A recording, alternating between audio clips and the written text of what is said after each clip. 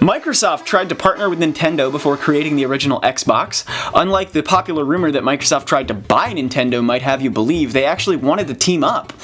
Microsoft offered to handle the software and networking side of the console while Nintendo would handle the hardware. Nintendo said no, of course, because everything in the last 16 years happened.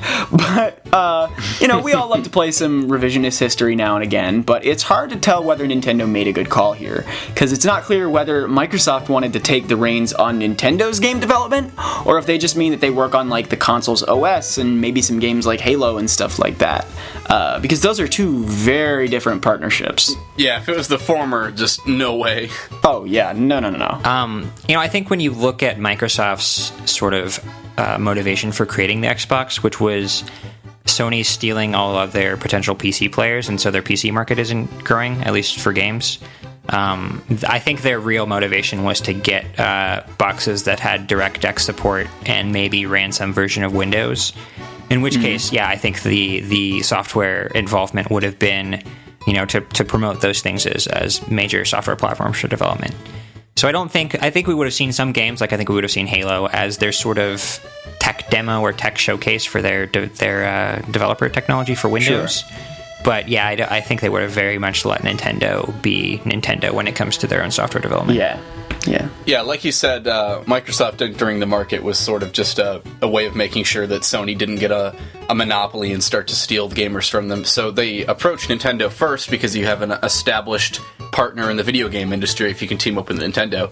And then when Nintendo turned them down, they actually then approached Sony and were like, hey, how about we build your next console? Let's get in on this monopoly. Can I buy Park Sony Place? was like, how about no? So then they finally decided to strike out on their own and make something.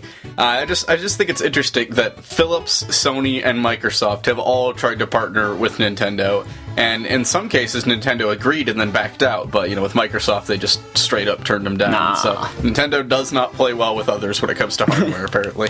Yeah, and it's funny because all those companies would have sort of provided strengths that Nintendo doesn't have because they're involved in other areas of tech, and Nintendo is not. And so Nintendo's impulse is always, well, we need to focus on the tech, we need to focus on the entertainment, which is their strength, but at the same time, they have run into trouble when their tech isn't what developers want to use. Right, like if they were working with another company, then maybe they could actually leverage their entertainment more than 12 million console sales. Zing! And that wasn't even meant to be a zinger, that's just kind of how it came out, because, that's sad. Yeah. Reality's a zinger. Yeah.